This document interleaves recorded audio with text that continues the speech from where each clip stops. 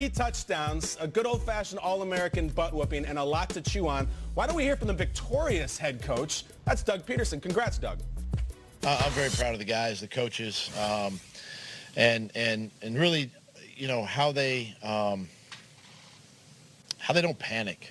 You know, they don't. It's a resilient group. How they hang together, work every single day, come to work every single day, and get better. And you know, when things kind of get piled on them here in the last couple of weeks, but they don't listen to it, you know, and they come out and play like they do tonight. It's a credit to that team and those coaches in there, and give a lot of credit to them.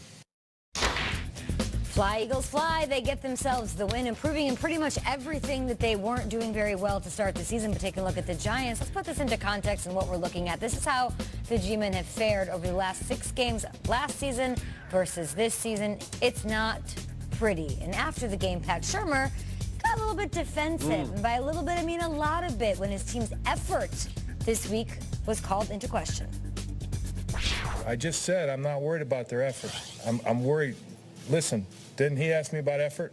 And then I said I wasn't concerned about their effort, right? Here we go again. Wasn't concerned about their effort. I'm concerned about how we executed and how we didn't get in the end zone and how we let them in the end zone. Pat Shurmur upset there. You're saying you're pointing your finger at a reporter? Yeah, I wouldn't do that. Not in this market. He's super frustrated, right? Yeah, it's like the teacher talking down to a student. You don't do that, not when you're 1-5 in this market. Everybody seems a little emotional on that team, even the players. There's a lot going on, obviously, several areas of concern for Shurmur. Is Eli, Nate, the biggest problem for the Giants? No. If I could point a finger without being rude, I'd point that finger right back at Shurmur and say that there has to be better play calling. When you look at the evolution of the game offensively, you see certain teams this year, the Rams, KC, the Patriots have been doing it for a long time. What's going on in Chicago with Nagy? There's ultimate creativity. I look at the evolution of offenses like the evolution of music. Over time, you had swing, rock and roll, disco, hip-hop. You had some pop music and house music, and now there's mumble rap. And I think for people that are true historians of the game, they don't really like mumble rap. It's like, it's too confusing. It's too much noise. I don't know really what they're saying. Guess what? It's working. These guys, selling. These guys are superstars. These guys have followers, and they're making money. That's what moves the needle now. Yeah. When you look at these offenses, the gadgets, the sweeps, the RPOs. What is this? Is it a pistol? Is it a wildcat? Doesn't matter what you want to call it. Maybe it's the mumble rap of offenses, but it's working. And if you guys are paying attention, you're either going to have to get on board or get left behind. And I feel like for the first time as I was watching this game, I saw one offense that was creative. And they're musically just making sounds that got them in the end zone. That was the Eagles. Then I saw the Giants offense seem outdated. It's like, I don't like your production. I don't like the beat that you're writing to. I don't like the rhythm. I don't like the sound. It was an outdated sound of music offensively. So the Giants, they have to have better play calling and more creative play calling. Triggs, are you pointing the finger at Eli? Yeah, Eli's got to take some blame here. In this market, he's got 2 Super Bowl rings, so everyone looks to point everywhere else. But I think Things are collecting some dust, man. On this Friday morning, I think it's time to finally look at number 10 and say, let's be honest with ourselves. Let's look in the mirror here and let's see what we got going on. They hadn't had a first down converted on 3rd down going all the way back to week 4. It took them 15 straight drives. So finally they got one yesterday on the 10th drive of the game. They converted a 3rd down. Eli completed some passes. His average yards through air for his completions yesterday were 3.3 yards, meaning it was a screen pass to Odell or it was a screen pass to Saquon, and they win. Right. Eli's not playing well. I think you can go through the 32 starting quarterbacks in the league, and I'm not sure there's 28 that you wouldn't rather have than Eli at this moment. That said, to Nate's point, it's not just Eli. It's not just Eli, sure. The organization as a whole, and I bring this email out here because you know I've got my friends. We've got our childhood friends. Oh, yeah, who's this guy? This is my buddy Todd DiTrapani. He's our resident Giants season ticket holder. This was the email I woke up to this morning. I was long asleep. I woke up 5 a.m. This was sent. We've got issues. We do literally everything that bad franchises do. Bad penalties, no discipline, no creativity, no life, no spark, no leadership. And that includes Eli Manning. Where is some leadership from Eli? I know everyone picks on Beckham, but what about Eli? In this game in particular, the very first play was a fumbled kickoff that was ruled down from ruled down. Right. They almost lost on the opener. Oh, but don't worry. 2 plays later, we threw an interception. I don't think I've ever witnessed a game where I can say from the very first second I knew there was no chance my New York Giants were winning the game. That's the feeling of a Giants fan right now. I was there, Shriggs. And what was the feeling in the building? It was like everything you thought that it would look like in a movie, to be at a New York game where there's so much excitement, and it's obviously there's a lot of momentum on their side based off, they lost last week, obviously, but it's prime time, it's raining, fans are showing up in the rain, I sat in traffic for 2 hours to get there, and then to have it sort of implode in the first half. People were leaving the second half.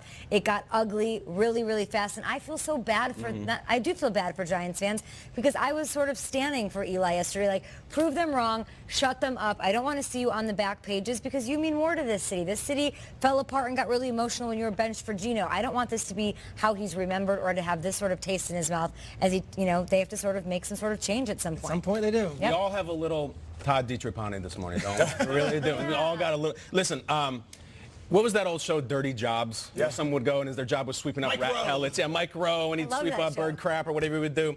This feels like a dirty. I don't take any pleasure in beating up Eli. It feels like beating up my little brother. But he's got nothing. Honestly, he's so bad out there right now, I think he is hurting his Hall of Fame legacy. I think it's that bad. We are in an era of unprecedented vertical passing games and offense and shots deep and running up the scores. He's got nothing. We are in an era of the older quarterbacks are 41 and 39 and breaking records and winning MVPs. He's got nothing. He's got Odell Beckham, the best receiver the Giants have ever had. He's got Saquon Barkley, the best running back the Giants have ever had. And he's got nothing. And I keep coming back to that word. And I wish I could say he's got something. It's just not there, guys. The third down thing is a joke. You watch it and he just feels rattled. He feels numb or something like that. We tried to teach my son Calvin how to ride a bike, and he ate it really hard on the drive. We went down hard, and he was rattled, and he won't go near the bike. And we're gonna try again in 6 months, because he's rattled. I watch Eli. It doesn't look like Eli Manning, Super Bowl winner. It looks like some guy I've never seen before. There's nothing. Yeah. I hate it. And he's not dirty job. Helped. I mean, we're looking at the back pages here. Of course, New York's tearing him apart. We got Little Giants. We got fine everybody. Obviously, Odell getting a fine for his activities or the way he was, acting. It's just, it's a mess. It is a mess, and I think to your point, Kyle, at some point we have to question, is he ever going to get back on that bike? And it doesn't look like it. Now, it's not all Eli. He made a couple throws that were deep, but it was the ones that he should have made. Like, there was a whole two-shot to Odell that just seemed short. Every ball that Odell was going up for, he had to come back to get. And if you're getting paid $20 million, I don't care if you're soon-to-be Hall of Fame, you have 2 Super Bowl rings, you got to make those passes.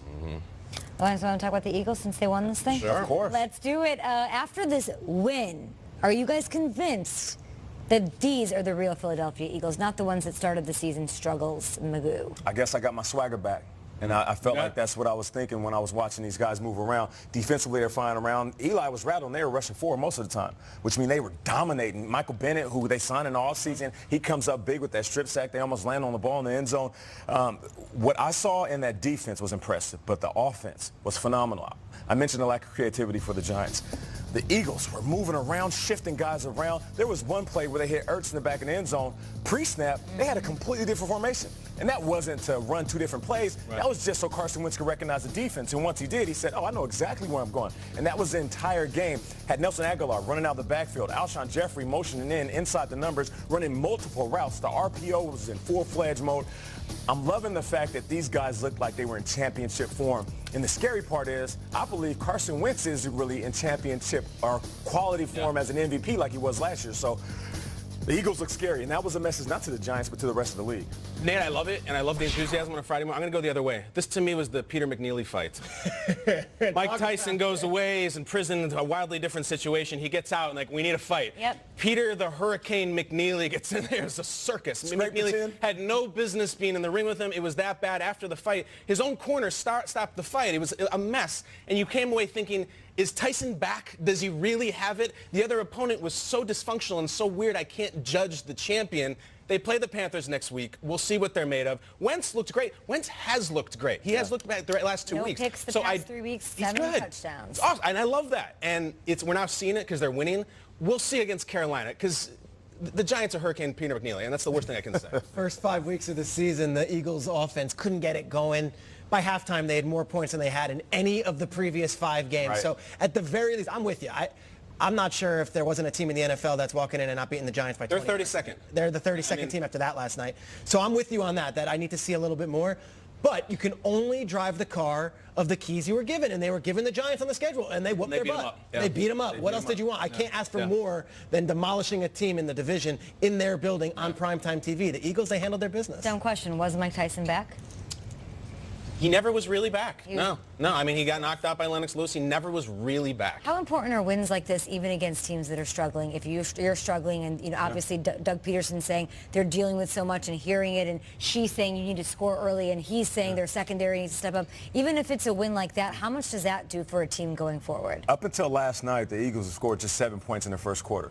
And they could not miss. They were 3 for 3 going into halftime. They were on fire in this game. And regardless if you want to say that the Giants were dysfunctional, those some damn good athletes out there defensively. And they were confusing that defense. So everything they were doing was working. So just like you're saying, Shregs, they can only play the game that they're signed up for. They were signed up against the Giants, and they beat up on a poor Giants team. Are we ready to wrap the Giants? Because the back says ready to wrap. Are we ready to wrap them yet? Oh, yeah, we might have to get the ingredients to make this delicious That's New a York wrap. Oh, that's awesome. Look at that. We'll talk about Get your bars, whether or Nick. not they Get ready. should be I got mine. at 1 and 5. All right, last week he showed